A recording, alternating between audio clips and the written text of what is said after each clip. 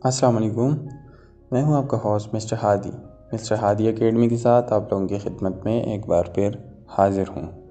आज का जो हमारा टॉपिक है वो है डेली साइफ़र। क्या आज का डेली साइफ़र कोड क्या है। तो वीडियो को स्टार्ट करने से पहले आप लोगों से गुजारिश की जाती है कि अगर आप लोग इस चैनल पर नए हैं तो इस चैनल को सब्सक्राइब करें, बेल आइकन के ऊपर क्लिक करें ताकि वीडियोज़ आपको वक्त पर मिलती रहें। तो डेली साइफ़र कोड हासिल करने के लिए आप लोगों ने सबसे पहले डेली साइफ़र के ऊपर क्लिक करना है, फिर आप लोगों ने अपना कोड लिखना है। तो आज का जो हमारा कोड है वो है FIAT। सबसे पहले F लिखने के लिए आप लोगों ने 2 डॉट 1 डैश और 1 डॉट लिखना है। 2 डॉट 1 डैश और 1 डॉट लिखना है। आप देख सकते हैं F लिखा है। I लिखने के लिए 2 डॉट लिखने हैं। A लिखने के लिए 1 डॉट और 1 डैश लिखना है और T लिखने के लिए आप लोगों ने 1 डैश लिखना है।